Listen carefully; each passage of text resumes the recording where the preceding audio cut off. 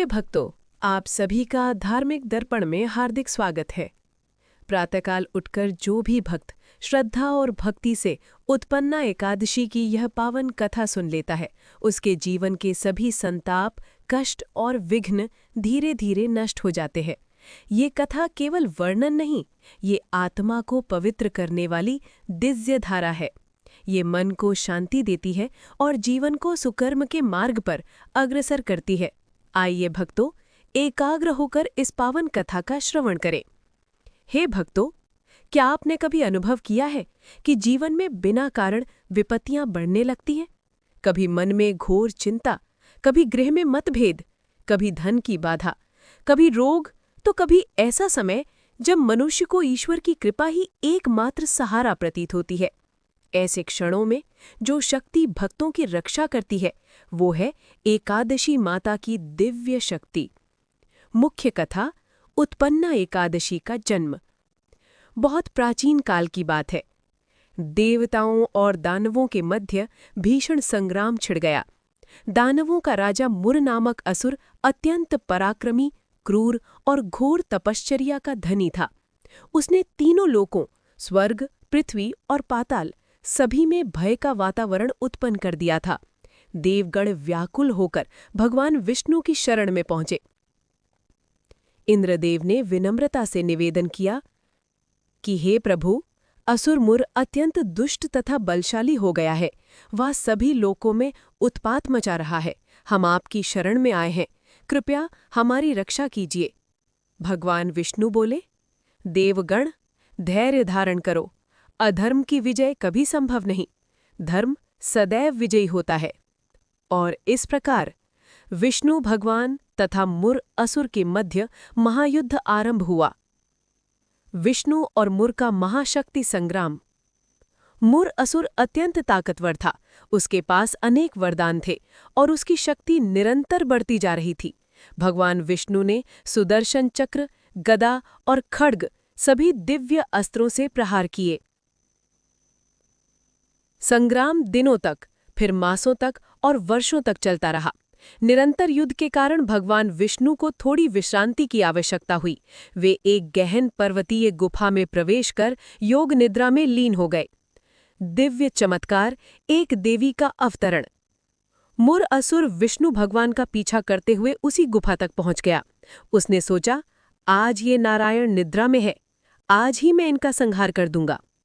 किंतु जैसे ही उसने सोए हुए भगवान के समीप आक्रमण करना चाहा, गुफा के मध्य से अत्यंत प्रखर तेजोमयी प्रकाश प्रकट हुआ।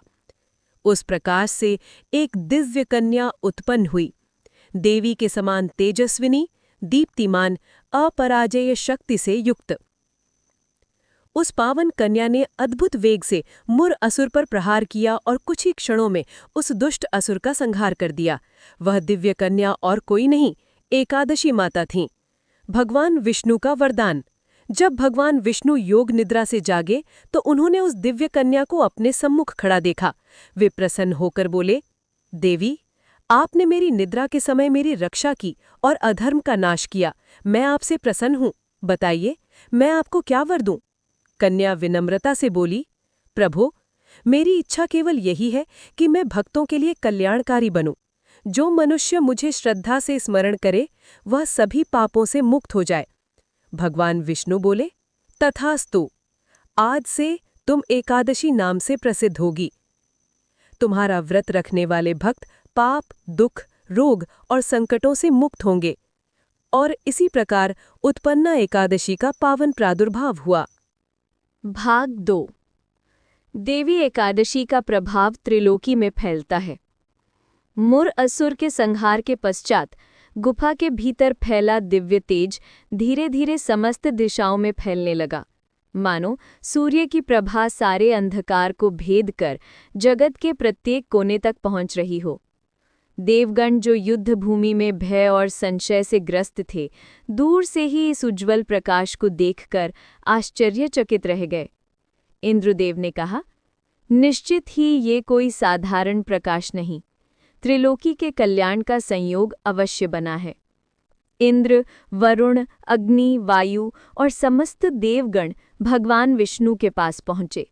जहां देवी एकादशी अपने दिव्य तेज के साथ खड़ी थी। भगवान विष्णु ने देवताओं से कहा, देवगण, मुर असुर का संहार इस देवी ने किया है। आज से ये एकादशी माता जगत में धर्म की रक्षक रहेंगी। सभी देवताओं ने हाथ जोड़कर देवी का अभिवादन किया।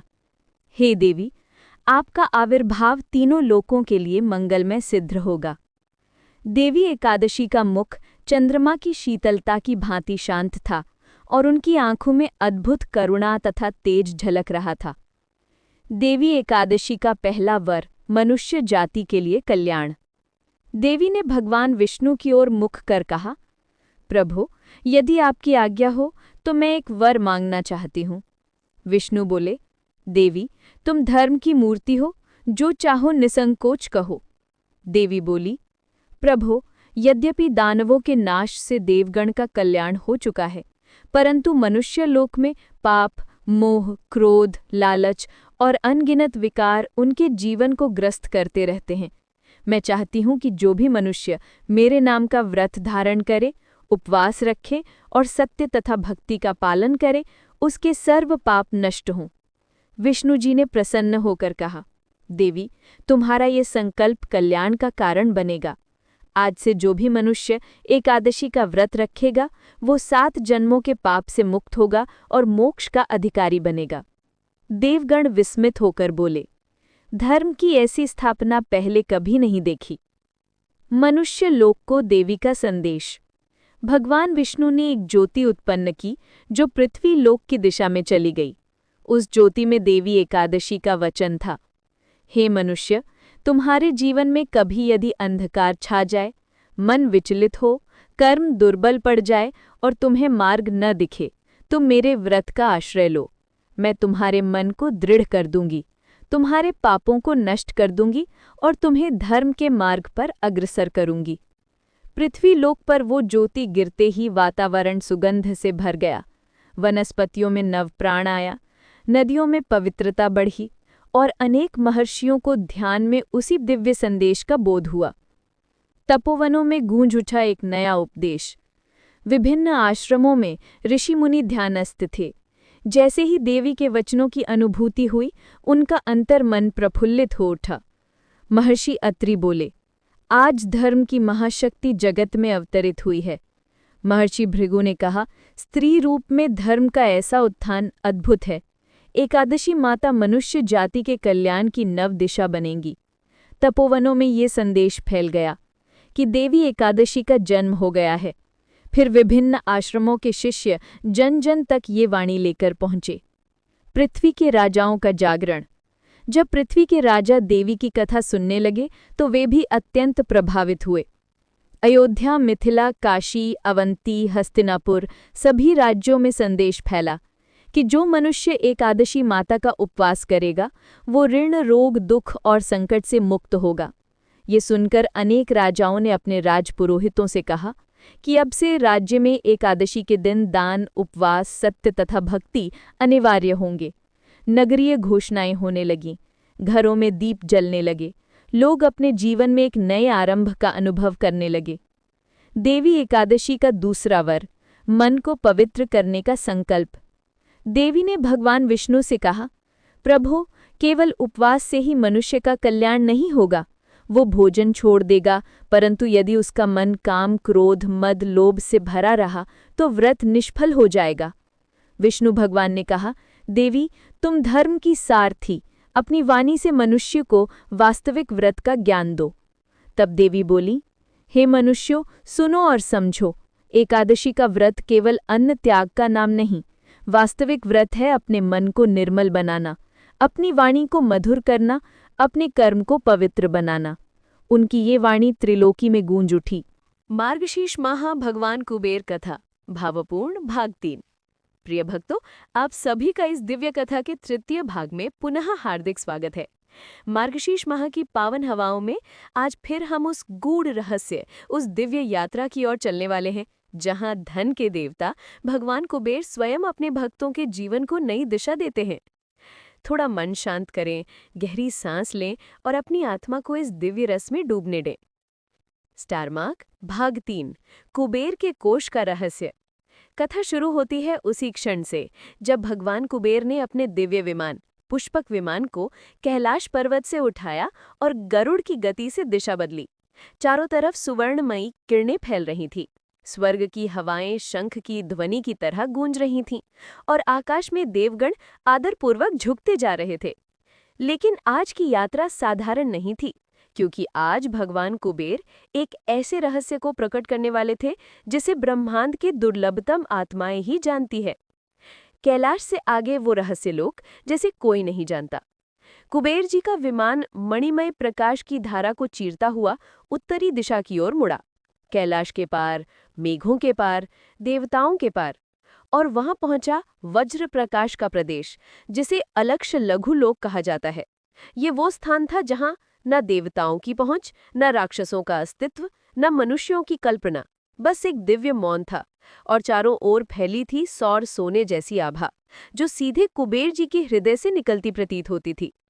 स्वर्ण प्रकाश में छुपा कुबेर कोश। भक्तों, आपने कुबेर के खजाने की अनेक कथाएं सुनी होंगी, लेकिन सच्चाई ये है कि कुबेर का असली कोश दुनिया के किसी भी स्वर्ण खजाने जैसा नहीं है। कुबेर अनेक लोकों के धन्याध्यक्ष हैं, परंतु उनका पहला और सर्वश्रेष्ठ खजाना भौतिक नहीं है, वो आध्यात्मिक है। जब विमान रुका तो सामने एक विशाल द्वार दिखाई दिया। द्वार पत्थर का नहीं था, धातु का नहीं था, बल्कि प्रकाश का बना था। उस द्वार पर एक मंत्र लिखा था, धर्मवृत्ते स्थितम धनम तदेव नित्यम तिष्ठते। अर्थात धर्म के साथ अर्जित धन ही स्थायी होता है। यही कुबेर कोश का मूल सिद्धांत था। कुबेर जी स्वयं मंत्रोच्चार करते हैं। भगवान कुबेर धीरे से मुस्कुराए, अपनी उंगली उठाई और उस प्रकाश द्वार पर स्पर्श किया। क्षण भर में चारों दिशाओं में नाद गूंज उठा। ओम श्रीम ह्रीम क्लीम कुबेराय नमः। जैसे ये मंत्र किसी चेतन ऊर्जा की तरह हवाओं में फैल रहा हो। द्वार धीरे धीरे खुलने लगा और वहां से जो प्रकाश निकला उसकी दिव्यता शब्दों में वर्णन करना असंभव है। पूरा लोक चकाचौंध हो गया। कुबेर का आध्यात्मिक खजाना कैसा दिखता है? प्रकाश के भीतर उभरने लगी ज्ञान की सुवर्णमयी लपटें, धैर्य के नीलम की तरंगे, सत्कर्म के हीरे के स्तंभ, विवेक के रत्न, करुणा के मोती, और सबसे सुंदर एक विशाल कमल जिसके प्रत्येक पंख पर धन संपदा के शाश्वत नियम लिखे हुए थे। कुबेर ने भक्तों की ओर देखा और कहा, प्रत्येक मनुष्य धन चाहता है, किंतु सच्चा धन वही पाता है जो पहले अपने अंतःकरण को समृद्ध करता है। कुबेर द्वारा प्रकट किए गए धन के 5 दिव्य नियम। अब कथा का सबसे रहस्यमय और महत्वपूर्ण भाग आता है। कुबेर ने 5 उंगलियां उठाईं और आकाश में 5 अग्निदीप प्रज्वलित हो गए। 1. रिसोर्सेज का सम्मान। उन्होंने कहा, जो जितना बचाता है ब्रह्मांड उसे उतना ही बढ़ाकर लौटाता है। 2. परिश्रम की तपस्या। परिश्रम बिना लाभ मिलना ऐसा है जैसे बीज बिना जल के अंकुरित हो जाए, असंभव। कृतज्ञता का नियम। कृतज्ञ हृदय में धन स्वतः प्रवेश करता है। धर्मपूर्वक अर्जन। जो धन किसी को दुख देकर कमाया जाए वो धन शाप बनकर लौटता है। सेवा का नियम। दान किया हुआ धन कभी घटता नहीं, वो बढ़ता है। जैसे ही कुबेर ने ये 5 नियम बताए, अचानक पूरा लोक मंत्रोच्चार से भर गया। देवताओं की आवाजें, प्रकृति की ध्वनियां और कुबेर के शब्द मिलकर एक दिव्य अनुभूति बना रहे थे। उसके बाद कुबेर शांत हुए, धीरे से बोले, मार्गशीर्ष मास में जो भी मेरे इन 5 नियमों का पालन करेगा, मैं उसके जीवन से कमी, अभाव और चिंता को सदैव के लिए समाप्त कर दूंगा। उनकी आवाज में ऐसी शक्ति थी कि दुनिया के लाखों लोग थम गए, मानो समय भी झुक गया हो। फिर क्या हुआ? कुबेर जी ने अपने हाथ उठाए और पूरा खजाना एक ऊर्जा लहर बनकर स्फुटित हुआ। ये प्रकाश दूर, बहुत दूर धरालोक की ओर चला। कुबेर बोले, ये प्रकाश उन सभी भक्तों तक पहुंचेगा जिनका हृदय सच्चा है, जिनकी नीयत शुद्ध है और जो इस मास में श्रद्धापूर्वक मेरा स्मरण करेंगे। और बस प्रकाश पवन की गति से पृथ्वी की ओर उड़ चला। भाग 4। कुबेर का वरदान और धरती पर बदलते भाग्य। प्रिय भक्तों, आप सभी का इस दिव्य कथा के चौथे भाग में हार्दिक स्वागत है। मार्गशीर्ष मास की इस पावन बेला में हम उस क्षण में प्रवेश करने वाले हैं जब भगवान कुबेर का दिया हुआ प्रकाश धरती पर उतरता है और मनुष्यों के जीवन में चमत्कारिक परिवर्तन लाने लगता है। आंखें बंद करें, मन को शांत करें और इस दिव्य कथा को अनुभव करें। पिछले भाग की स्मृति। भाग 3 में भगवान कुबेर ने स्वर्णमय कोश का रहस्य बताया था, जहाँ रत्न, सोना या धन नहीं, बल्कि सत्कर्म, विवेक, कृतज्ञता और धर्म ही उनका सच्चा खजाना है। भाग 4 वहीं से आगे चलता है। कुबेर का दिव्य प्रकाश धरती की ओर आता है। कुबेर द्वारा छोड़ी गई वो विशाल ऊर्जा लहर आकाश में चमकते हुए ब्रह्मांड की परतों को चीरती हुई धीरे धीरे पृथ्वी की ओर उतरने लगी। ये साधारण प्रकाश नहीं था, ये वरदान था, एक दिव्य ऊर्जा जो सिर्फ उन तक पहुंचती है जिनके हृदय में श्रद्धा, सत्य और सच्ची नियत होती है। धरती पर पहला स्पर्श ऋषि मेधातिथि के आश्रम में। धरती पर वो प्रकाश सबसे पहले जिस स्थान पर गिरा वो एक शांत वन था, जहाँ एक प्राचीन आश्रम स्थित था। उस आश्रम में एक वृद्ध ऋषि मेधातिथि अपनी संध्या वंदना कर रहे थे। उनकी हथेली में सूर्य की किरणें पड़ रही थीं और तभी आकाश में तेज नाद हुआ, ओम श्रीम कुबेराय नमः। ऋषि ने आंखें खोली और सामने खड़ा था वही स्वर्ण प्रकाश का पुंज जो कुबेर लोक से आया था। ऋषि तुरंत समझ गए, ये किसी सामान्य देव दर्शन की घटना नहीं है, ये कुबेर का वरदान है। वरदान का प्रकट होना। उस प्रकाश से एक मनुष्याकार दिव्य आकृति निकली, जिसके हाथ में कमल था, दूसरे हाथ में स्वर्ण पोटली और माथे पर तेज की रेखा। आकृति ने कहा, ऋषिवर, ये कुबेर देव का धन चक्र है। अब ये धरती पर घूमेगा और योग्य जनों के भाग्य को बदल देगा। ऋषि ने हाथ जोड़कर पूछा, हे देवदूत, इस प्रकाश का उद्देश्य क्या है? दिव्यवाणी गूंजी, धन को सही हाथों तक पहुंचाना। कुबेर का धन चक्र कैसे काम करता है? दिव्यवाणी गूंजी, जिन मनुष्यों ने इस मार्गशीर्ष मास में सत्य बोलने का व्रत लिया है, परिश्रम को अपना धर्म बनाया है और लोभ, ईर्ष्या, क्रोध को त्यागा है, उन तक ये प्रकाश स्वयं पहुंच जाएगा। फिर आकृति ने 5 चक्र बनाए। सुवर्ण चक्र, रोजगार और धन प्राप्ति; नील चक्र, ऋण से मुक्ति; धवल चक्र, मन की शांति; रत्न चक्र, अच्छे अवसर; अन्न चक्र, घर में कभी अभाव ना हो। इन चक्रों की चमक देखते ही ऋषि के नेत्र नम हो गए। अब कथा धरती के मनुष्यों की ओर मुड़ती है। दिव्य प्रकाश फैलता गया। अब हम उन 3 मनुष्यों की कथा देखेंगे जिनके जीवन इस प्रकाश से बदलने वाले थे। गरीब किसान माधव। एक गांव के बाहरी क्षेत्र में एक गरीब किसान माधव रहता था। फटे कपड़े, टूटी झोंपड़ी, सूखी जमीन, ऋण का बोझ, लेकिन उसका दिल, उसकी नीयत बहुत पवित्र थी। हर सुबह वो भगवान कुबेर का नाम लेकर खेत में जाता था, चाहे खेत में कुछ उगे या ना उगे, उसकी आस्था कभी नहीं हिली। उस रात जब वो झोंपड़ी के बाहर बैठा था, अचानक उसके सामने चमकदार रोशनी उतरी। उसने डरते हुए कहा, भगवान, और तभी एक दिव्य आवाज आई, माधव, तेरी मेहनत, तेरी ईमानदारी और तेरी कृतज्ञता ने तुझे पात्र बनाया है। माधव की आंखें भर आईं। वाणी आगे बोली, कल तेरे खेत में पहली वर्षा होगी, तेरी जमीन सोने जैसी उगेगी, तू ऋण से मुक्त होगा। और अगले दिन ऐसा ही हुआ। पहली बूंद गिरी और अगले महीनों में भोजन की बम्पर पैदावार हुई। माधव गांव का सबसे समृद्ध किसान बन गया। कुबेर का पहला चक्र उसका जीवन बदल चुका था। वृद्ध महिला सारंगा। सारंगा नाम की बूढ़ी विधवा अपने 2 पोतों को अकेले पाल रही थी। घर में एक पैसा तक नहीं था, पर दिल में एक ही बात थी, भगवान सब देखता है। उस रात कुबेर का धवल चक्र उसके घर की चौखट पर उतरा। वाणी आई, तूने कभी किसी से घृणा नहीं की, तेरी सहनशीलता ही तेरा धन है। अगले सप्ताह ही उसके पोते को नगर के राजा के यहाँ काम मिल गया और घर में भरपूर अनाज आने लगा। कुबेर का दूसरा चक्र चल पड़ा। युवक देवदत्त। देवदत्त एक पढ़ा लिखा युवक था, पर उसे कहीं नौकरी नहीं मिल रही थी। पर वो रोज एक दीपक जलाकर कुबेर मंत्र का जाप करता था, ओम श्रीम ह्रीम क्लीम कुबेराय नमः। एक रात रत्न चक्र उसके आंगन में उतरा। वाणी आई, अफसर तेरे पास 3 दिन में आएगा, उसे पहचान कर पकड़ लेना। और सचमुच 3 दिन बाद नगर में एक व्यापारी ने उसे अपने साथ रख लिया। देवदत्त धनवान बन गया। अब क्या होने वाला है? कुबेर की ये 5 चक्र पूरी धरती पर फैल चुके थे। धरती का भाग्य बदलने लगा था। लेकिन कथा यहीं समाप्त नहीं होती, क्योंकि जैसे हर प्रकाश की छाया होती है, उसी तरह धन के साथ आता है लोभ, और लोभ को आकर्षित करता है असुरों को। भाग 5 में आप देखेंगे कुबेर के प्रकाश को रोकने के लिए एक असुर का जन्म, कुबेर और उस असुर का अदृश्य युद्ध और दुनिया की परीक्षा। भाग 5 असुर लोभ ग्रह का जन्म और कुबेर का अदृश्य संघर्ष। प्रिय भक्तों, 5वें भाग में आपका स्वागत है। अब कथा उस मोड़ पर पहुंच चुकी है जहां धन का प्रकाश पूरी धरती पर फैल तो गया है, पर उसी प्रकाश ने अंधकार की आंखों को भी जगा दिया है। अपने मन को शांत करें, अपने दिल को खोलें और इस अध्याय को उसी भक्ति भाव से सुनें जैसे आप मंदिर में दीपक के सामने बैठकर कथा सुनते हैं। प्रकाश के साथ छाया का जन्म।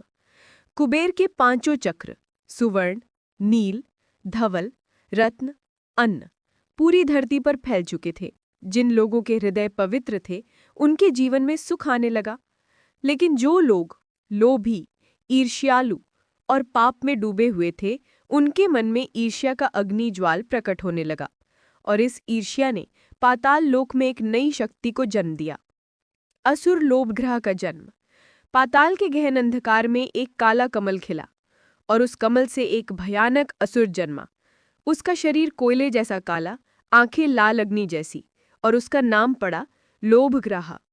वो धन को निगलने की शक्ति रखता था। उसके जन्म के साथ ही आकाश में एक कर्कश ध्वनि गूंजी, मानवों के हृदय से संतोष मिटेगा और लोभ का बीज उगेगा।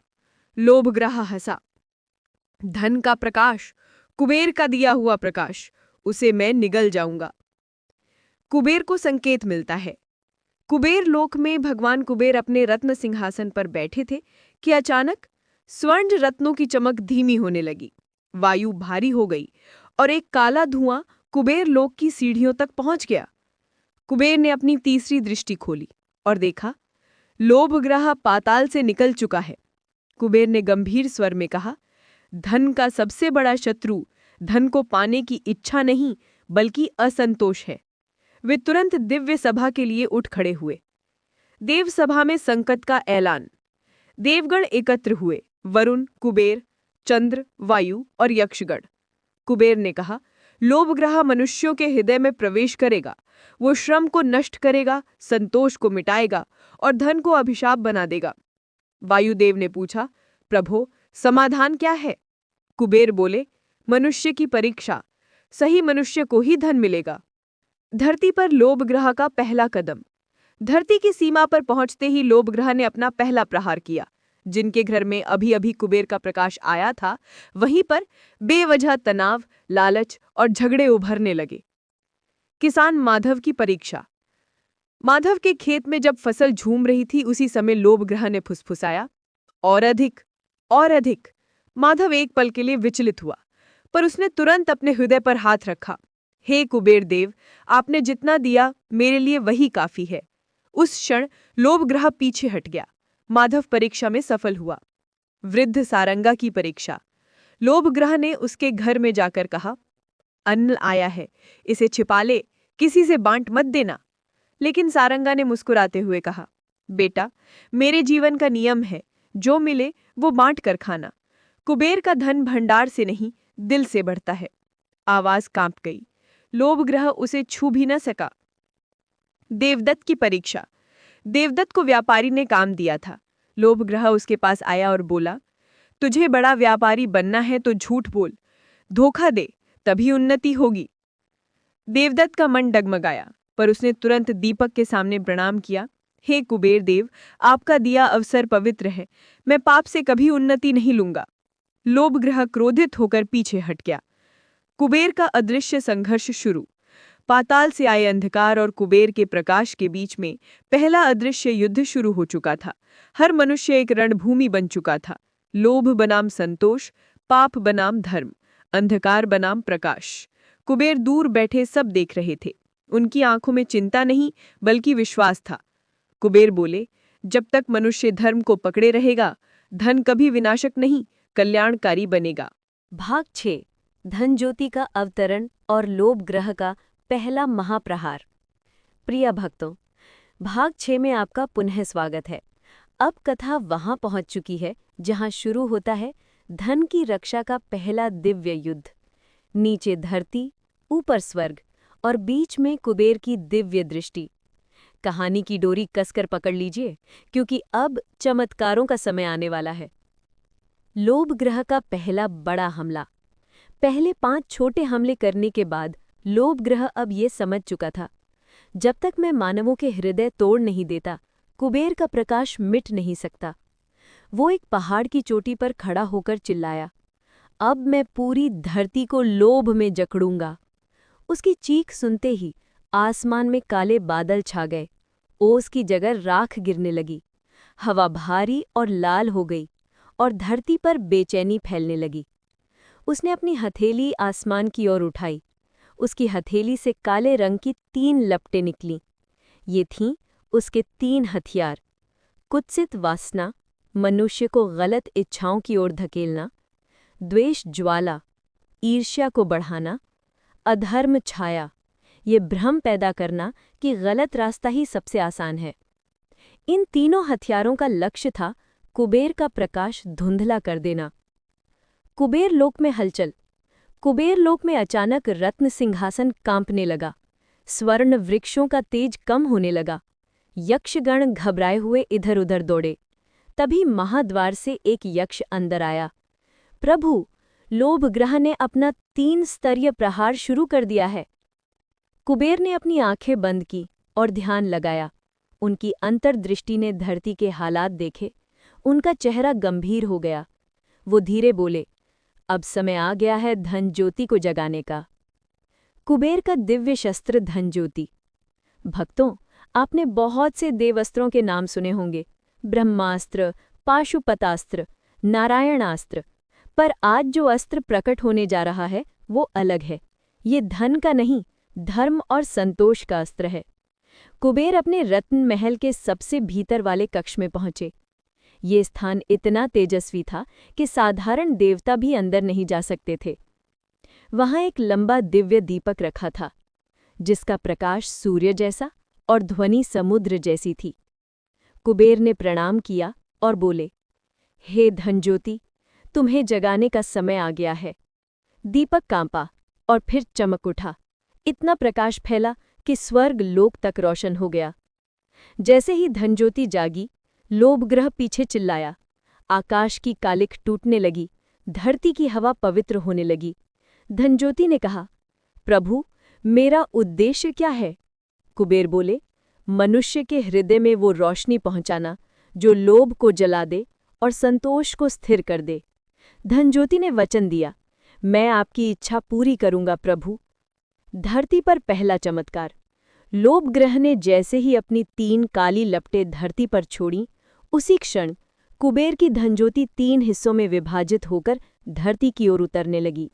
एक प्रकाश माधव की ओर, एक सारंगा की ओर और एक देवदत्त की ओर। धरती पर 3 अलग-अलग स्थानों में एक अद्भुत दृश्य घटने लगा। किसान माधव पर प्रहार और प्रकाश का रूपांतरण। लोभग्रह की काली लपट माधव की झोपड़ी पर गिरी। उसका मन अचानक अशांत होने लगा। वो बुदबुदाने लगा, मेरे खेत तो ठीक हैं, पर दूसरों के खेत क्यों इतने उग रहे हैं? कहीं मैं पीछे न रह जाऊं। ये लोभ की पहली चिंगारी थी। तभी एक सुनहरी चमक उसके हृदय पर पड़ी। धनज्योति उसके पास उतर चुकी थी और एक दिव्य आवाज आई, माधव, तूने संतोष को पकड़े रखा। मैं तुझे आशीर्वाद देता हूं। माधव के पास तुरंत एक बैल, एक नई हल और टिकाऊ बीज के थैले अचानक प्रकट हो गए। ये दूसरा चमत्कार था। सारंगा की परीक्षा, द्वेष ज्वाला का हमला। सारंगा अपने घर में अन्न बांट रही थी, तभी लोभग्रह की द्वेष ज्वाला आई। उसके मन में अचानक ख्याल आया, लोग मेरे घर से ले तो जाते हैं, पर कोई देता नहीं, कहीं मेरा अन्न खत्म न हो जाए। तभी धनज्योति का सफेद प्रकाश उसके माथे पर पड़ा। वाणी आई, तूने सदैव दान किया है, अब तेरा अन्न भंडार कभी खाली नहीं होगा। उसके घर के कोने में रखी छोटी मटकी अचानक रत्नों जैसी चमकने लगी और अन्न बढ़ने लगा। ये धनज्योति का आशीर्वाद था। देवदत्त पर अधर्म छाया, तीसरा प्रहार। देवदत्त व्यापारी के लिए हिसाब लिख रहा था। तभी लोभग्रह की काली छाया आई। वो कान में बोला, थोड़ा हिसाब बदल दे, तेरे मालिक को पता नहीं चलेगा। देवदत्त का हाथ कांप गया। उसी क्षण उसके पीछे धनज्योति खड़ी दिखाई दी। प्रकाश ने कहा, सच का रास्ता कठिन है, पर वही ईश्वर तक पहुंचता है। देवदत्त के मन का अंधकार टूट गया। उसने ईमानदारी को पकड़े रखा। अचानक व्यापारी अंदर आया और बोला, देवदत्त, तुझे आज से पूरा व्यापार सौंपता हूं। यह धनज्योति का तीसरा चमत्कार था। अध्याय के चरम। लोभग्रह क्रोधित होता है। धरती पर प्रकाश जीतता देख लोभग्रह पहाड़ पर चिल्लाया, कुबेर, तू मेरा रास्ता क्यों रोक रहा है? कुबेर ने अपनी दिव्य दृष्टि से उत्तर दिया, लोभ मनुष्य की परीक्षा है, पर तू मनुष्य को तोड़ नहीं सकता जब तक धर्म जीवित है। लोभ ग्रह गर्जा, मैं अब सीधे तुझ पर प्रहार करूंगा। और यहीं से शुरू होता है कुबेर बनाम लोभ ग्रह का अदृश्य देव असुर युद्ध। प्रिय भक्तों, आज की इस पावन श्रृंखला के भाग 7 में आपका हृदय से स्वागत है। उत्पन्ना एकादशी की यह महिमा कथा अब उस मोड़ पर पहुंच चुकी है जहां दैवीय रहस्य, गहन सत्य और परम कल्याण सब कुछ एक साथ प्रकट होते हैं। बैठ जाइए शांत मन से, धीरे धीरे श्वास लीजिए, क्योंकि आगे जो आप सुनने वाले हैं वो केवल कथा नहीं बल्कि आत्मा की जागृति है। कथा आरंभ, असुरों का अंत और देव ध्वनि का उदय। असुरों पर विजय के बाद समस्त लोकों में मंगल ध्वनि उठी। देवता प्रसन्न थे, ऋषि प्रसन्न थे, किंतु सबसे अधिक प्रसन्न थी स्वयं भगवान विष्णु। भगवान विष्णु ने विजय का श्रेय किसी अस्त्र शस्त्र को नहीं दिया, किसी युद्ध कौशल को नहीं दिया, बल्कि उस दिव्य शक्ति को दिया जो आज उत्पन्ना एकादशी के नाम से पूजित है। देवताओं ने भगवान की स्तुति की, नमः श्री नारायणाय। आपने ब्रह्मांड को पापों के बोझ से मुक्त किया, आपने धर्म की रक्षा की, आपने हमें पुनः जीवन दिया। भगवान मुस्कुराए, जैसे किसी पिता को अपने समर्पित पुत्रों पर गर्व हो। और तभी आकाश में एक तेज प्रकाश फैला। उसी प्रकाश से, उसी दिव्य आभा से एक दिव्य देवी प्रकट हुई, एकादशी देवी। देवी का रूप ऐसा था मानो स्वयं चंद्रमा उनके मुख से प्रकाश लेता हो। उनके चरणों से अमृत बहता था, उनकी आंखों में करुणा और तेज दोनों का अद्भुत संगम था।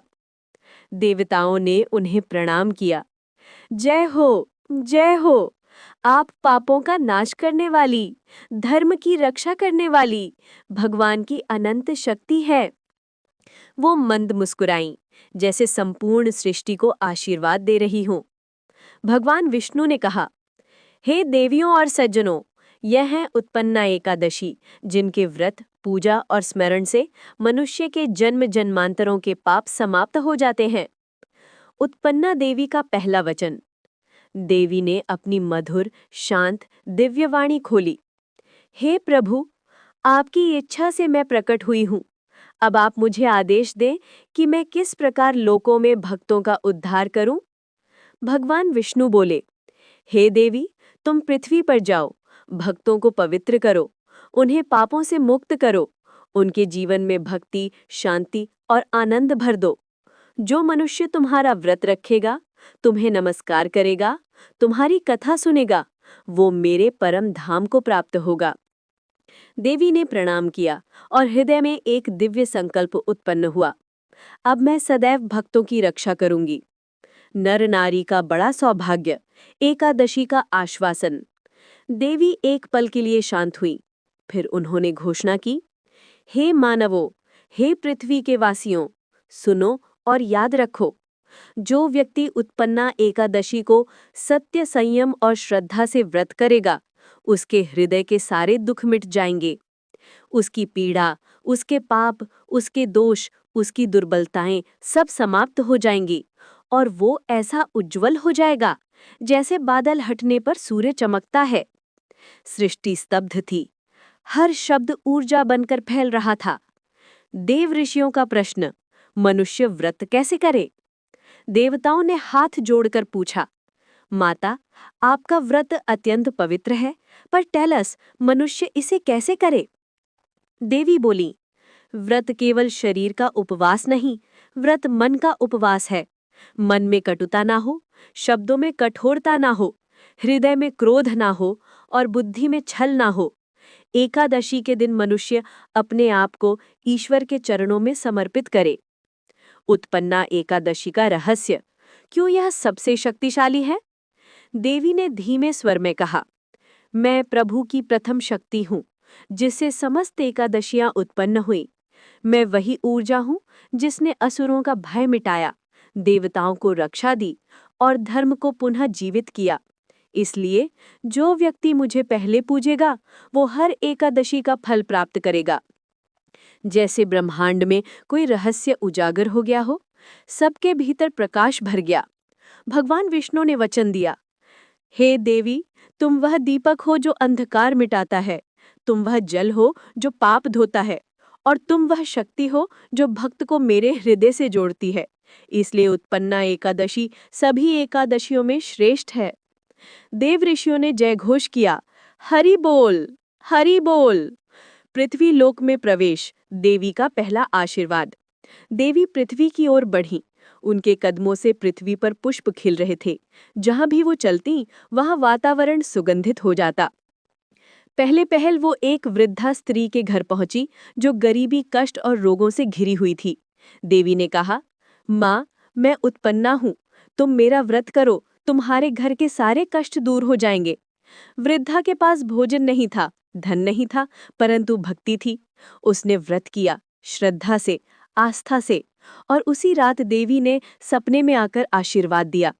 सुबह वृद्धा ने पाया उसका घर रोशनी से भर गया, रोग मिट गए और जीवन में सुख का प्रवाह होने लगा।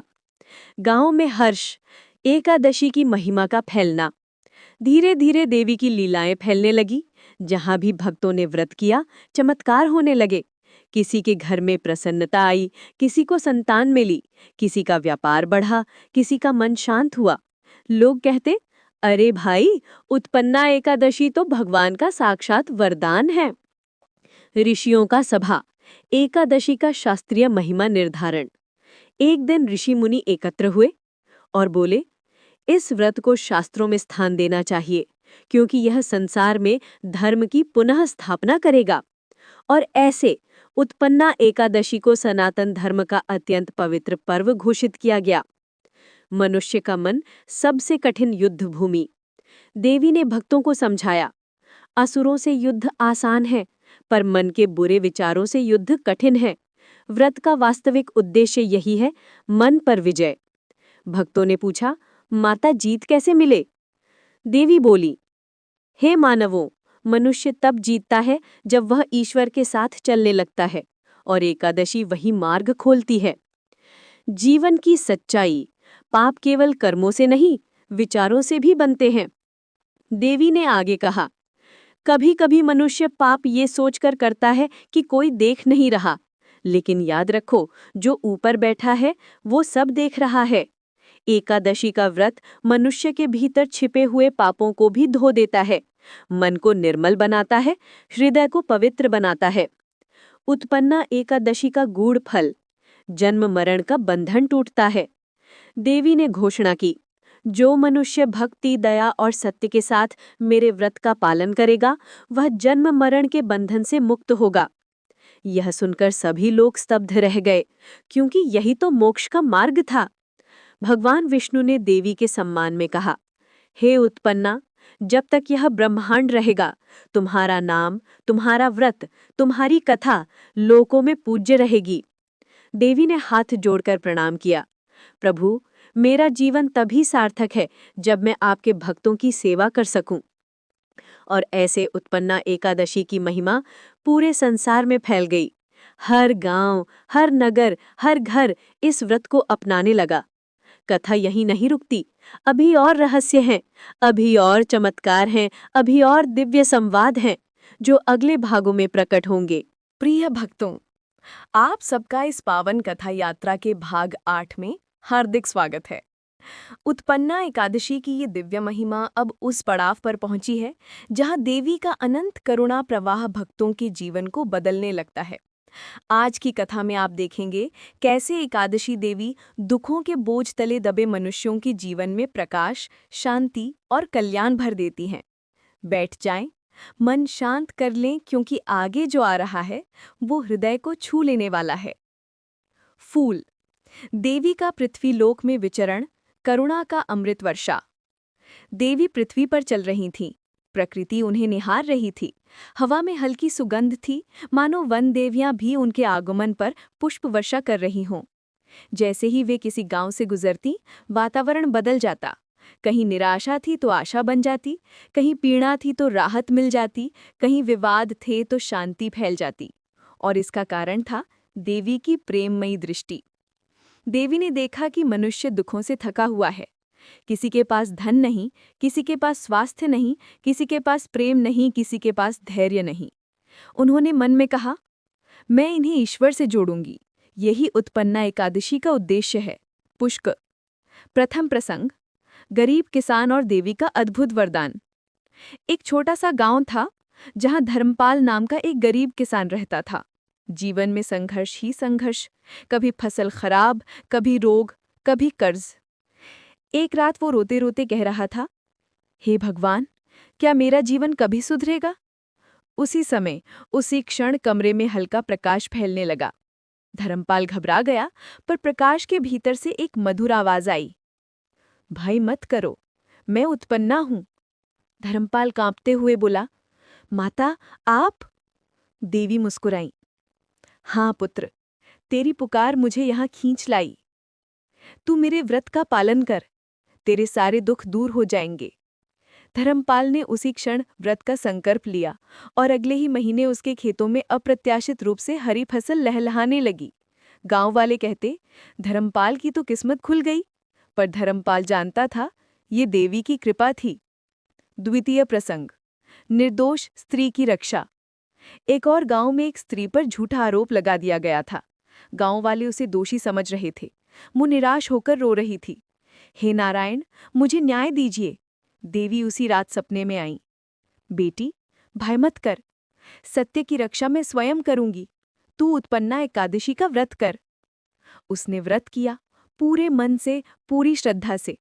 अगले दिन गांव के सरपंच को अचानक सारी सच्चाई का पता चला। स्त्री निर्दोष थी और जिन्हें उस पर आरोप लगाना था, उनके झूठ का पर्दाफाश हो गया। गांव वाले हाथ जोड़कर बोले, देवी ने इसे बचा लिया, ये तो एकादशी का चमत्कार है। तृतीय प्रसंग, रोगी बालक का उपचार। एक शहर में एक बच्चा महीनों से बीमार था। डॉक्टर, दवाइयाँ, पूजा सब कर लिया गया। उसकी माँ रात रात भर जागती रहती थी। एक रात थककर उसने कहा, हे भगवान, मेरे बेटे को बचा लूं। तभी कमरे में दिव्य सुगंध फैली, जैसे किसी देवलोक से सुगंध का झरना उतर आया हो। देवी प्रकट हुई और बोली, माँ, तू अटूट प्रेम की मूरत है।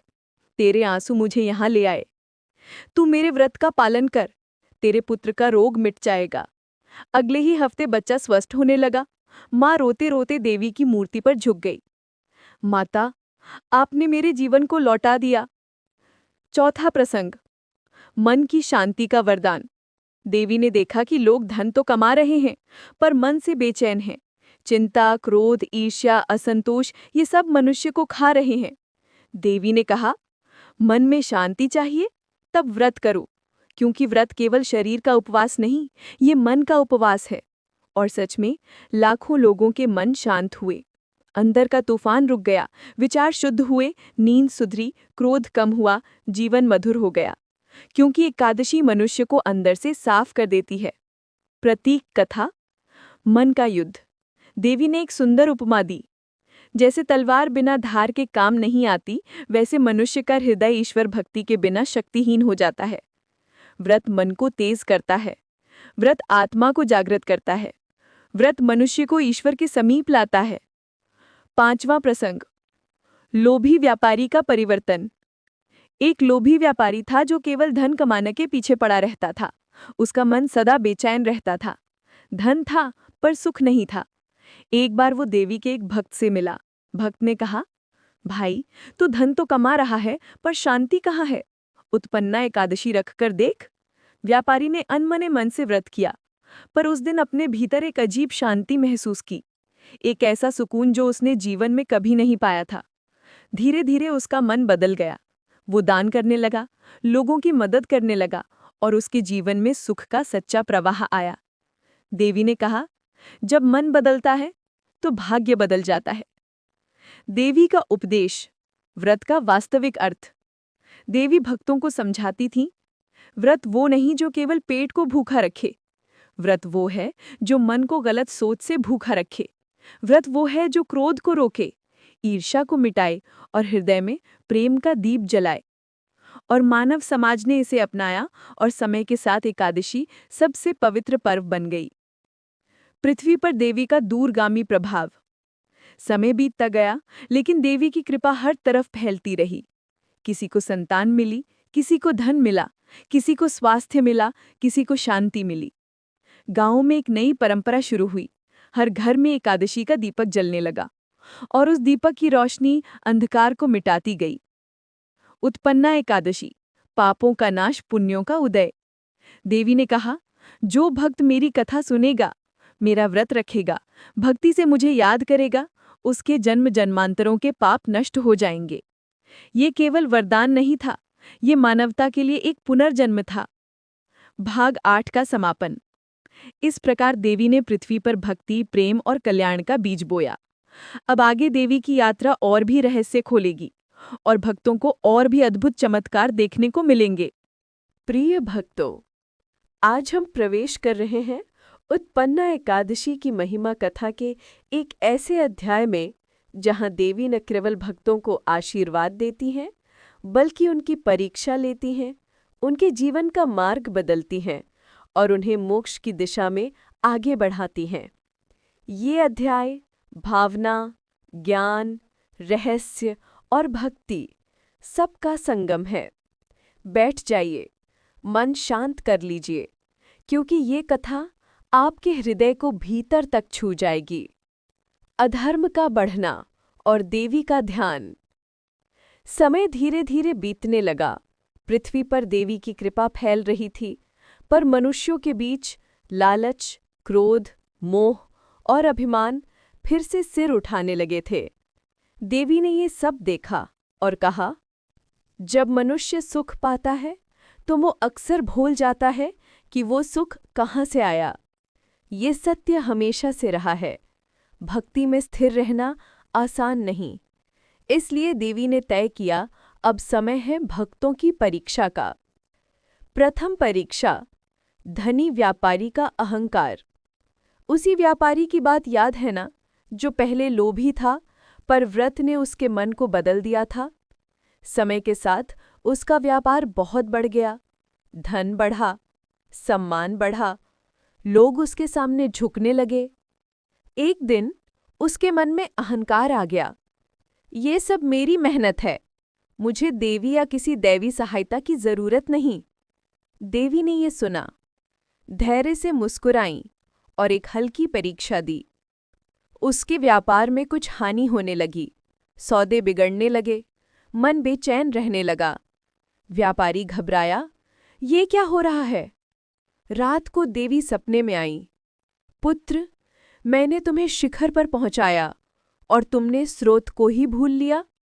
भक्ति का मार्ग विनम्रता से चलता है। व्यापारी रोते हुए बोला, माता, मुझे क्षमा करें, मैं फिर से आपका व्रत करूंगा। और जैसे ही उसने दिल से क्षमा मांगी, अगले ही दिन उसका व्यापार फिर से उठने लगा। देवी ने कहा, परीक्षा इसलिए नहीं कि भक्त गिर जाए, परीक्षा इसलिए कि भक्त ऊंचा उठ सके। द्वितीय परीक्षा, साधु का मोह। एक साधु था जिसने जीवन तपस्या में बिताया था। वो लोगों को उपदेश देता, शांति फैलाता, पर एक बार एक धनवान व्यक्ति ने साधु को भारी दान देने का प्रस्ताव रखा। साधु के मन में हल्का सा मोह जागा, बहुत धन मिल जाएगा तो मैं बड़ा आश्रम बना सकता हूँ। देवी ने ये देखा और उनकी परीक्षा हुई। उस साधु को रात को एक रहस्यमयी आवाज सुनाई दी, धन भक्ति का द्वार नहीं, सत्य और त्याग खोलता है। साधु हड़बड़ा कर उठा, समझ गया। अगले दिन उसने दान लेने से इनकार कर दिया। देवी प्रकट हुई और उन्होंने कहा, तुमने परीक्षा पास कर ली, अब मैं तुम्हें वो फल दूंगी जो किसी धन से नहीं मिलता, भक्ति का अमृत। साधु का मन अद्भुत शांति से भर गया। तृतीय परीक्षा, युवती की करुणा। एक युवती थी, नाम गंगा, बहुत निर्धन पर बहुत दयालु। एक दिन उसे रास्ते में एक बीमार व्यक्ति मिला। लोग उससे दूर भाग रहे थे। युवती ने सोचा, अगर मैं पास गई तो लोग क्या कहेंगे? क्या मैं भी बीमार हो जाऊंगी? ये देवी की परीक्षा थी। युवती ने निर्णय लिया, मुझे लोगों की नहीं, ईश्वर की सुननी चाहिए। वो बीमार व्यक्ति को घर ले आई, दवा दी, सेवा की, खाना दिया। कुछ दिनों में वो व्यक्ति स्वस्थ हो गया और जाते जाते बोला, बेटी, तुम्हारे भीतर देवी का वास है। युवती मुस्कुराई और उसी रात देवी ने दर्शन दिए। बेटी, तुमने करुणा का मार्ग चुना, तुम्हारा जीवन मेरी कृपा से भरा रहेगा। और सच में उसके जीवन में सुख, शांति और आदर प्रवाह की तरह बहने लगा। देवी का उपदेश, परीक्षा क्यों जरूरी है? देवी ने कहा, भक्तों, सुख में मनुष्य भूल जाता है और दुख में याद करता है, इसलिए परीक्षा जरूरी है। परीक्षा मनुष्य को नम्र बनाती है, मजबूत बनाती है और सही मार्ग पर रखती है। फिर देवी ने आगे कहा, भक्तों, असली भक्त वो है जो सुख में भी ईश्वर को न भूले और दुख में भी ईश्वर पर क्रोध न करे। पृथ्वी पर धर्मोत्थान, एकादशी का प्रसार। जैसे जैसे देवी की परीक्षाएं होती गईं, मनुष्य सुधरने लगा। लोग झूठ छोड़ने लगे, क्रोध शांत होने लगा, मन में दया आने लगी, परिवारों में प्रेम बढ़ने लगा, गांव में शांति फैलने लगी। एकादशी का दीपक हर घर में जलने लगा और उस दीपक की रोशनी से अंधकार मिटता गया। देवी ने प्रसन्न होकर कहा, धर्म बढ़ रहा है, मनुष्य का हृदय पवित्र हो रहा है। मोक्ष का रहस्य, देवी का दिव्य उपदेश। एक रात देवी पर्वत की चोटी पर बैठी थीं। उनके सामने ऋषि मुनि एकत्र हुए। ऋषि बोले, माता, हम मनुष्य को मोक्ष का सबसे सरल मार्ग बताएं। देवी ने शांत स्वर में कहा, मनुष्य के पास दो मार्ग हैं, एक संसार का, दूसरा ईश्वर का। संसार का मार्ग अहंकार दे सकता है, पर शांति नहीं। ईश्वर का मार्ग शांति देगा और मोक्ष भी देगा। और ईश्वर तक पहुंचने का सबसे सरल मार्ग है एकादशी, क्योंकि एकादशी मन को शुद्ध करती है। शुद्ध मन ही मोक्ष का पात्र होता है। ये सुनकर ऋषि मुनि झुक गए। माता, आपकी जय हो। आध्यात्मिक रहस्य, मनुष्य को दुख क्यों मिलते हैं? देवी ने आगे कहा, भक्तों, दुख बिना कारण नहीं आते। दुख मनुष्य को सीख देते हैं। मनुष्य तब बदलता है जब उसके जीवन में किसी दुख की चोट लगती है, और जब वो बदलता है तभी वो ईश्वर के करीब आता है। देवी ने उदाहरण दिया, सोना आग में तपकर ही आभूषण बनता है। ये सुनकर भक्तों के हृदय में नई शक्ति भर गई। भाग 9 का समापन, प्रकाश की ओर यात्रा। इस प्रकार देवी ने भक्तों की परीक्षाएं ली, उन्हें सुधारा और उन्हें सच्चे मार्ग पर चलाया। अब कथा अपने चरम की ओर बढ़ रही है, क्योंकि आगे आने वाला अध्याय देवी के अंतिम आशीर्वाद, अद्भुत चमत्कार और मोक्ष की चरम महिमा सब कुछ प्रकट करेगा। भाग 10, व्रत का अद्भुत प्रभाव एवं शिव विष्णु संवाद। प्रिय भक्तों, आज की इस पावन कथा के 10वें अध्याय में आपका स्वागत है। उत्पन्ना एकादशी की इस दिव्य कथा का ये भाग अत्यंत गूढ़, गहन और आध्यात्मिक है। आज का अध्याय आपको ये समझाएगा कि जब मनुष्य सत्य, श्रद्धा और संयम के साथ एकादशी का व्रत करता है, तो स्वयं भगवान उसके जीवन का भार अपने हाथों में ले लेते हैं। तो आइए भक्तों, भावनाओं को स्थिर करिए और इस अध्याय में प्रवेश करते हैं। अध्याय प्रारंभ। देवताओं का आभार और विष्णु का वचन। असुरों पर विजय प्राप्त करने के बाद देवगण अत्यंत प्रसन्न थे। इंद्रदेव, ब्रह्मा जी, अग्नि, वरुण, वायु, सोम सभी उस दिव्य शक्ति एकादशी के सामने हाथ जोड़कर खड़े थे। वो बोले, माता एकादशी, आपने हम सबकी रक्षा की। यदि आज आप न आती तो असुरों के अत्याचार से हम सब नष्ट हो जाते। एकादशी मुस्कुराईं। उनके मुख पर अपूर्व तेज था। तभी भगवान विष्णु बोले, देवताओं, ये तो केवल प्रारंभ है। आज से जो भी मनुष्य इस दिव्य एकादशी का व्रत करेगा, उसके भीतर वही शक्ति, वही तेज, वही सामर्थ्य उत्पन्न होगा जो आज तुमने देखा है। देवताओं ने विष्णु भगवान के चरणों में प्रणाम किया। एकादशी का स्वरूप। भगवान विष्णु बोले, ये देवी एकादशी कोई साधारण शक्ति नहीं, बल्कि माया के संपूर्ण रूपों की जननी है। जहाँ इसका स्मरण होगा, वहाँ पाप, भय और दुख ठहर नहीं पाएंगे। जैसे ही उन्होंने कहा, समूचा ब्रह्मांड एक सौम्य प्रकाश से भर गया। वायु मंद हो गई, आकाश कुमकुम की वर्षा करने लगा और देवगण आनंदित हो उठे। असुर वृत्र की योजना। इधर असुरों की ओर। वृत्रासुर, जो असुरों का नवीन नेता बना था, अपनी गुफा में क्रोधित बैठा था। वो चिल्लाया, इंद्र, तुम देवता, तुम्हारी ये विजय स्थायी नहीं। तुम्हें बचाने वाली जो शक्ति है, उसका मैं नाश कर दूंगा। उसकी आंखों से अग्नि निकल रही थी, उसके दांत कठोरता से भींचे हुए थे। भूमि कांपने लगी। अचानक एक गहन अंधकार उसके चारों ओर फैल गया, जैसे स्वयं पाताल लोक उसकी सांसों से निकल रहा हो।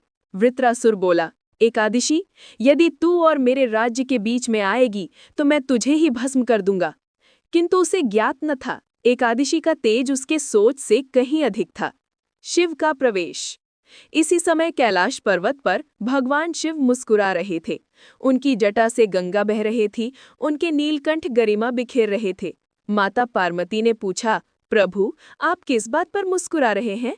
शिव बोले, देवी, वृत्रासुर शक्ति का प्रयोग कर सकता है, परंतु एकादशी के तेज के सामने उसका अंधकार टिक नहीं पाएगा। पार्वती ने पूछा, क्या एकादशी इतनी महान है? भगवान शिव ने गंभीर स्वर में कहा, देवी, जो शक्ति स्वयं श्री विष्णु की इच्छा से उत्पन्न होती है, वो संपूर्ण ब्रह्मांड का संतुलन बदल सकती है। देवताओं का पुनः संकट। उधर देवलोक में देवताओं ने देखा कि वृत्रासुर ने गहन तपस्या शुरू कर दी है। उसकी तपस्या से धुंधले बादल उठने लगे, आकाश में बिजली तड़पने लगी और दिक्पाल चिंतित खड़े थे। इंद्र बोले, प्रभु, यदि वो वरदान पा गया तो फिर देवताओं का क्या होगा? विष्णु बोले, इंद्र, भय मत करो। जब तक मनुष्य उत्पन्ना एकादशी का व्रत करता रहेगा, असुरों का तेज स्थिर नहीं हो सकता। एकादशी का आशीर्वाद। एकादशी देवी देवताओं के बीच प्रकट हुई। उनका स्वर शांत, मधुर और करुणामयी था। उन्होंने कहा, देवताओं, भय मत करो। वृत्रासुर की तपस्या फलित नहीं होगी, क्योंकि जहाँ पवित्रता होती है, वहाँ अधर्म का प्रवेश नहीं होता। इंद्र ने एकादशी के चरणों में सिर झुका लिया। एकादशी ने हाथ उठाकर आशीर्वाद दिया, इंद्र, जिस मनुष्य ने भी मेरे व्रत का पालन किया है या करेगा, उस पर मैं माता की भांति कृपा बरसाऊंगी। उसके घर में शांति, उसके मन में संतोष और उसकी आत्मा में शक्ति का प्रकाश होगा। वृत्रासुर का क्रोध और विनाश। इधर वृत्रासुर को कोई वरदान प्राप्त नहीं हुआ। वो और अधिक क्रोधित हो गया। वो चिल्लाया, देवताओं, मैं तुम सबका नाश कर दूंगा। और वो देवताओं की ओर बढ़ा। उसके कदमों से पृथ्वी हिलने लगी, आकाश लाल हो गया, समुद्र उफान पर आ गया। देवता भयभीत होकर विष्णु की शरण में आए। भगवान विष्णु ने कहा, आज वृत्रासुर का अंत निश्चित है। और एक दिव्य आकाशीय प्रकाश प्रकट हुआ। उस प्रकाश से एकादशी देवी प्रकट हुई। वृत्रासुर दहाड़ा, तेरी वजह से देवता बचे हैं, आज तुझे नष्ट कर दूंगा। एकादशी ने शांत स्वर में कहा, वृत्र, तेरे भीतर के अंधकार का नाश केवल तेरे कर्म करेंगे। मैं तेरी शक्ति का अंत करने नहीं आई, मैं तेरे अहंकार का अंत करने आई हूँ। और बस इतना कहना था। वृत्रासुर की शक्ति क्षीण होने लगी। उसके भीतर भरी क्रूरता क्षय होने लगी। अंत में वो धूल में मिल गया। समस्त लोकों में जय जयकार होने लगी। जय श्री हरि, जय एकादशी माता। धर्म की विजय। देवताओं ने एकादशी देवी को प्रणाम किया। इंद्र ने कहा, माता, आज आपने हम सबको पुनः दाप और अधर्म से बचा लिया। एकादशी बोली, इंद्र, देवताओं की रक्षा मेरा लक्ष्य नहीं, मेरा लक्ष्य है हर जीव के भीतर पवित्रता जगाना, अहंकार कम करना और उसे सत्य की राह दिखाना। पृथ्वी पर एकादशी का आरंभ। इसके बाद भगवान विष्णु ने घोषणा की कि आज से मानव लोक में कृपया उत्पन्ना एकादशी का व्रत किया जाए। जो लोग श्रद्धा, भक्ति और संयम से इस व्रत को करेंगे, उनके पाप नष्ट हो जाएंगे, उनका भाग्य उज्जवल होगा, उनकी बुद्धि निर्मल होगी, उनके घर में वैभव आएगा और अंत में उन्हें मोक्ष की प्राप्ति होगी।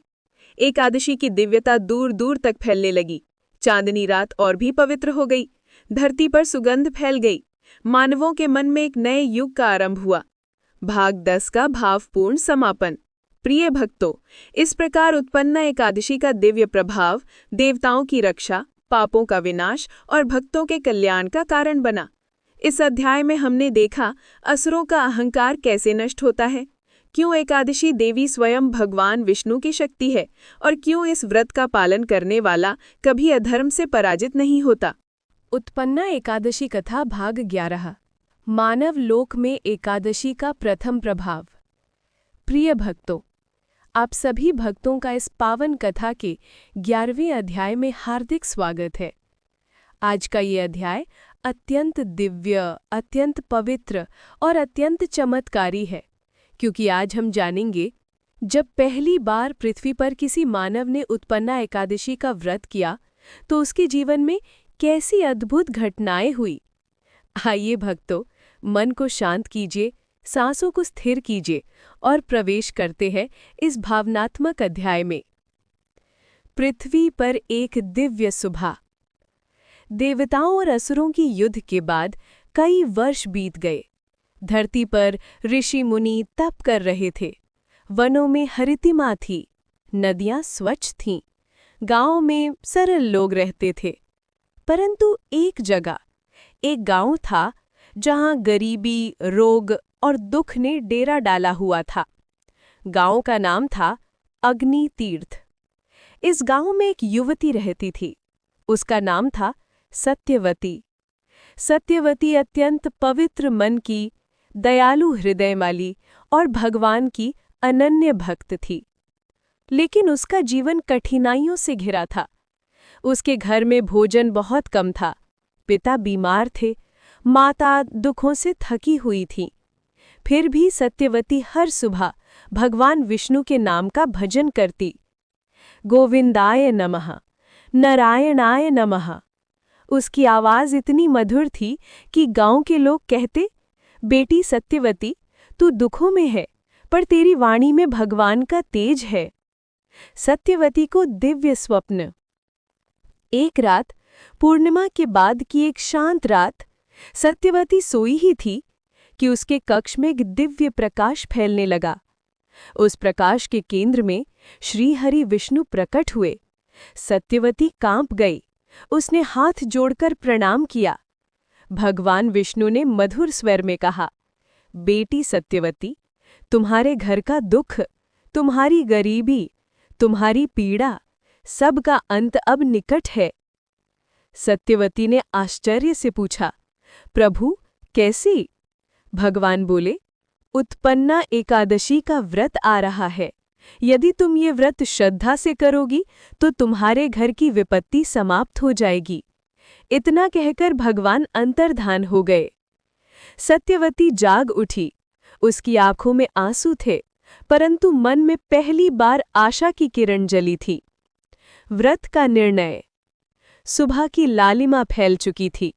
सत्यवती ने माता पिता को सब बताया। माँ ने कहा, बेटी, हमारे पास तो व्रत के नियमों के लिए भी अन्न नहीं है, हम कैसे करेंगे? सत्यवती मुस्कुराई। माँ, भगवान ने स्वयं कहा है, एकादशी में भावना मायने रखती है, सामग्री नहीं। वो बोली, मैं ये व्रत करूंगी, भले ही जल पीकर रह लूं, पर व्रत अवश्य निभाऊंगी। माता पिता ने उसे आशीर्वाद दिया। उत्पन्ना एकादशी का पवित्र दिन। एकादशी की सुबह पहली बार गांव में एक दिव्य सुगंध फैली। बादल झुके, पक्षियों ने मीठी ध्वनि की, मानो प्रकृति स्वयं सत्यवती के व्रत में सहभागी हो रही हो। सत्यवती ने स्नान किया, स्वच्छ वस्त्र पहने, घर के बाहर एक छोटा दीपक जलाया और भगवान की मूर्ति के सामने बैठकर प्रार्थना की। उसने कहा, हे विष्णु प्रभु, मैं आज ये व्रत आपके आदेश से कर रही हूँ।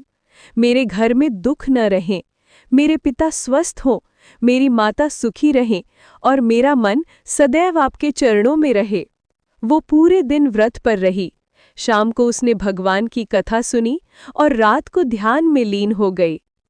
दिव्य परिवर्तन शुरू। सत्यवती यह नहीं जानती थी कि उसी समय एकादशी देवी स्वयं उसके घर के बाहर खड़ी थी। उनका शरीर चंद्रमा की तरह चमक रहा था। उनके चरणों से प्रकाश बह रहा था। उन्होंने कहा, बेटी सत्यवती, तेरी श्रद्धा ने मुझे प्रसन्न कर दिया है। तेरे घर में अब दुख का प्रवेश नहीं होगा। और देवियां अंतर्धान हो गईं। उसी रात सत्यवती के पिता कई दिनों के बाद पहली बार बिना दर्द के सो पाए। उनका चेहरा शांत हो गया। माता के चेहरे की चिंता मिटने लगी। गृह में एक संजीवनी जैसी ऊर्जा फैल गई। गांव में चमत्कार। अगले दिन गांव के एक धनी व्यापारी अपने दल के साथ गांव में आए। उन्होंने घोषणा की कि मुझे अपने काम के लिए एक सत्यनिष्ठ, ईमानदार और महान चरित्र वाली लड़की चाहिए। मुझे बताया गया है कि यहाँ सत्यवती नाम की एक पवित्र कन्या रहती है। गांव वाले आश्चर्यचकित थे। व्यापारी का दूत बोला, हमने सत्यवती के भजन सुने हैं। उसकी वाणी देववाणी जैसी है। हम उसे अपने बड़े आश्रम में सेवा का कार्य देना चाहते हैं। सत्यवती को बुलाया गया। उसने व्यापारी को प्रणाम किया। व्यापारी ने कहा, बेटी, तेरा भाग्य बदलने वाला है। दिव्य प्रकाश और व्रत का फल प्रकट। कुछ ही महीनों में सत्यवती के पिता पूर्ण स्वस्थ हो गए। उनका घर संपन्न होने लगा। सत्यवती को सम्मान मिला। गांव के लोग उसे देवी स्वरूपा कहने लगे। सब पूछते, बेटी, ये अद्भुत परिवर्तन कैसे आया? सत्यवती मुस्कुराकर कहती, उत्पन्ना एकादशी की महिमा ने मेरा जीवन बदल दिया। भगवान विष्णु का आशीर्वाद। एक रात सत्यवती ध्यान में बैठी थी। फिर वही दिव्य प्रकाश प्रकट हुआ। भगवान विष्णु प्रकट हुए। उन्होंने कहा, बेटी, तुम्हारे व्रत ने तुम्हारा ही नहीं, तुम्हारे पूरे गांव का कल्याण कर दिया है। अब अग्नि तीर्थ कभी दुख का स्थान नहीं रहेगा। ये अब पुण्य तट के नाम से प्रसिद्ध होगा। सत्यवती के आंसू गिर पड़े। वो बोली, प्रभु, ये सब आपकी कृपा है। भगवान ने कहा, जो भी श्रद्धा से उत्पन्ना एकादशी का व्रत करेगा, उसका जीवन भी इसी तरह रूपांतरित होगा। और भगवान अंतर्धान हो गए। भाग 11 का समापन। प्रिय भक्तों, इस 11वें अध्याय में हमने सीखा, पहली मानव भक्त के जीवन में उत्पन्ना एकादशी का व्रत कैसे चमत्कार लाया, कैसे विश्वास दुख को सुख में बदल देता है, कैसे भगवान स्वयं भक्तों की रक्षा करते हैं, और क्यों एकादशी को जीवन परिवर्तन का दिन कहा जाता है। प्रिय भक्तों, इस पावन कथा के 12वें अध्याय में आपका हार्दिक स्वागत है। आज का ये अध्याय अत्यंत चमत्कारी है, क्योंकि आज आप जानेंगे उत्पन्ना एकादशी कैसे पापों को जला देती है, कर्मों को शुद्ध करती है और मनुष्य के जीवन की दशा दिशा बदल देती है। आइए भक्तों, भक्ति का दीप जलाकर इस दिव्य भाग में प्रवेश करते हैं। नंबर 1, सत्यवती का तेज बढ़ता है। सत्यवती ने जब उत्पन्ना एकादशी का व्रत किया तो उसके जीवन में प्रकाश भर गया। अब गांव वाले उसके पास आकर कहते, बेटी, तेरी वाणी सुनते ही मन शांत हो जाता है। तू जैसे बोलती है, लगता है भगवान स्वयं तेरे भीतर है। धीरे धीरे वो गांव की आशा बन गई। उसके भीतर एक अद्भुत तेज, एक दिव्य चमक आने लगी। लोग कहते, सत्यवती अब साधारण मनुष्य नहीं रही, वो अब पुण्य की ज्योति बन चुकी है।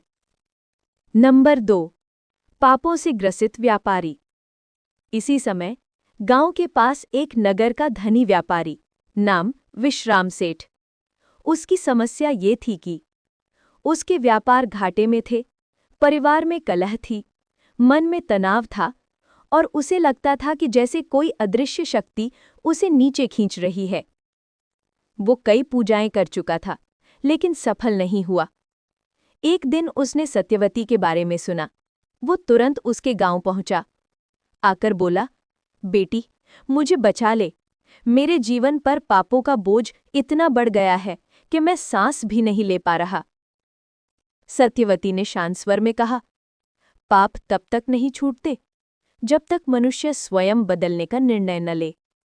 व्यापारी रो पड़ा, मैं बदलना चाहता हूं बेटी, मुझे राह दिखा। नंबर 3, सत्यवती का उपदेश।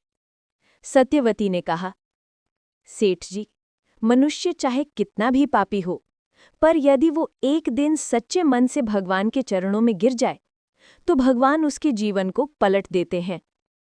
फिर उसने व्यापारी को उत्पन्ना एकादशी व्रत के बारे में बताया। सेठ बोला, मैं व्रत करूंगा, मैं हर नियम का पालन करूंगा। सत्यवती मुस्कुराई। याद रखना, व्रत केवल शरीर का नहीं होता, व्रत मन का होता है। नंबर 4, व्यापारी का व्रत। एकादशी का दिन आया, व्यापारी ने स्नान किया, मंदिर गया, सत्यवती के बताए मंत्रों का जप किया, पूरे दिन उपवास रखा और प्रभु के सामने आंसू बहाकर प्रार्थना की। उसने कहा, हे प्रभु, मेरे भीतर का अंधकार दूर कर दो, मैं नया जीवन चाहता हूं। उस रात व्यापारी की जिंदगी बदलने वाली थी। नंबर 5, दिव्य प्रकाश।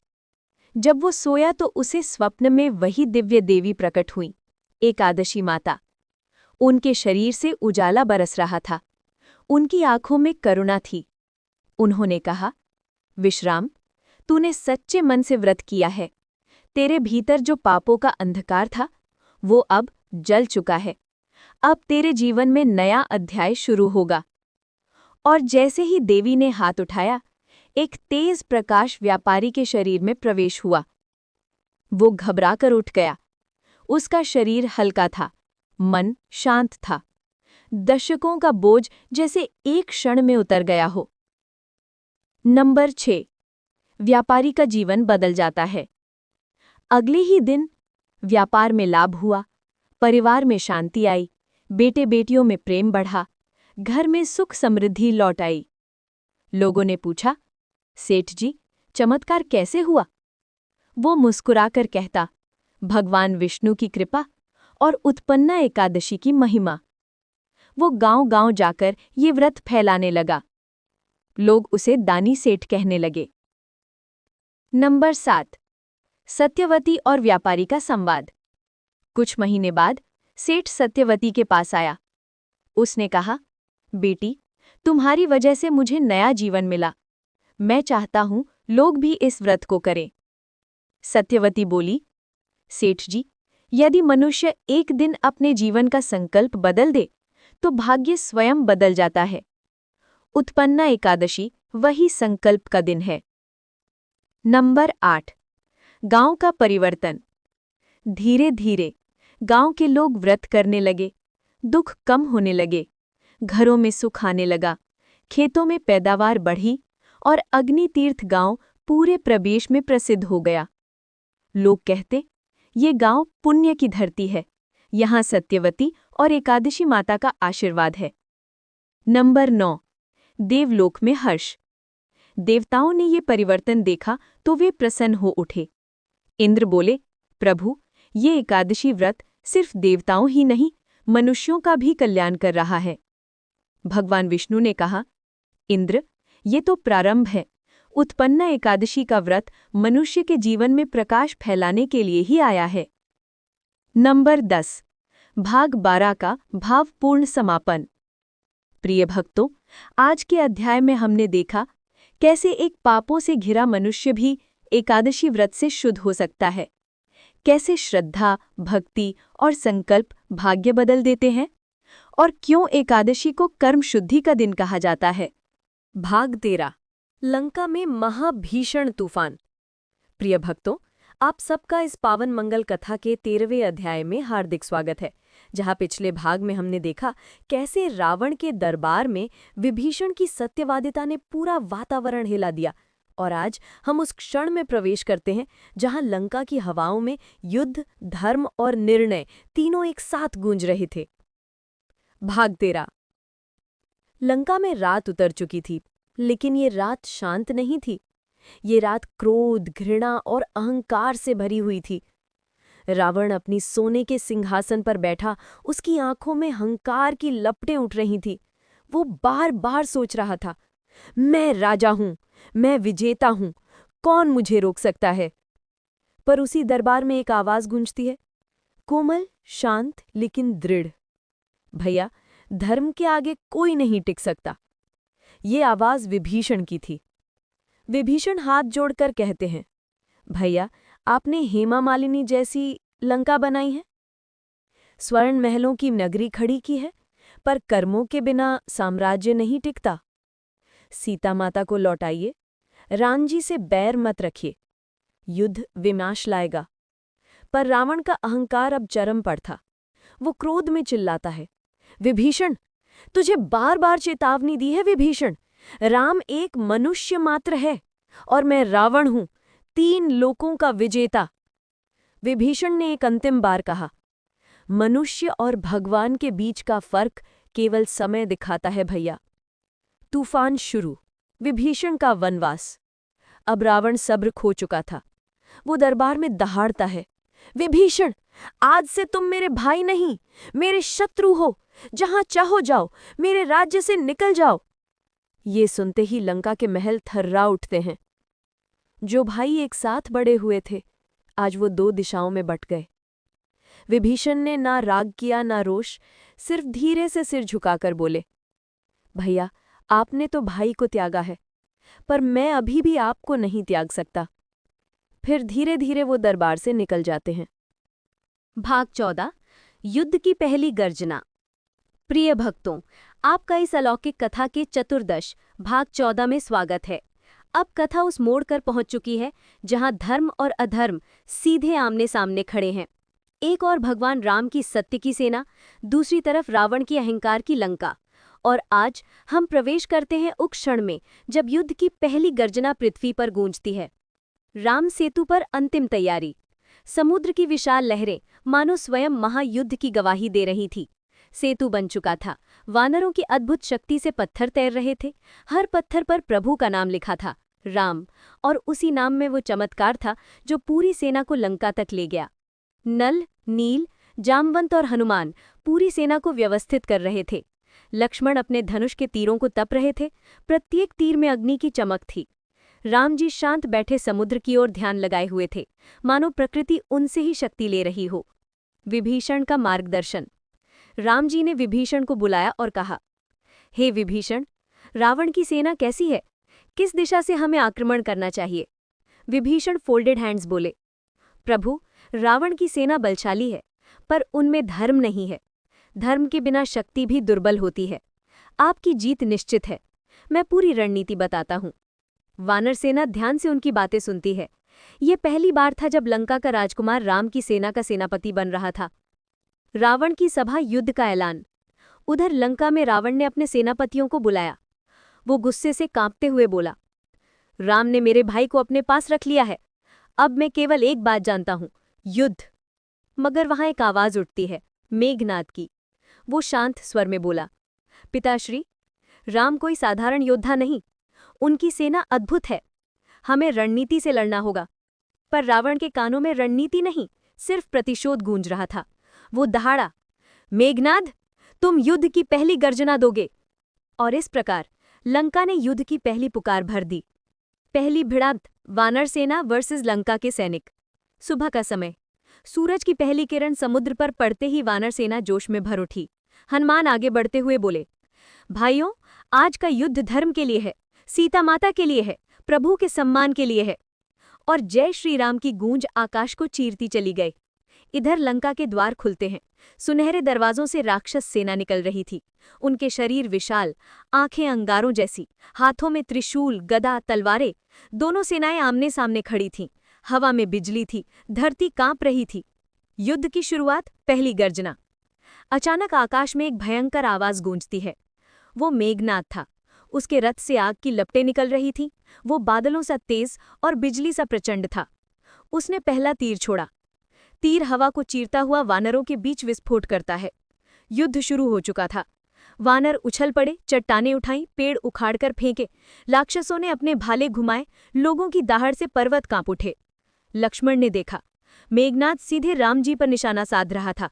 वो तुरंत सामने आकर बोले, भैया, पहला वार मैं रोकूंगा। और उन्होंने अपना दिव्य तीर मेघनाद के तीर से टकराया।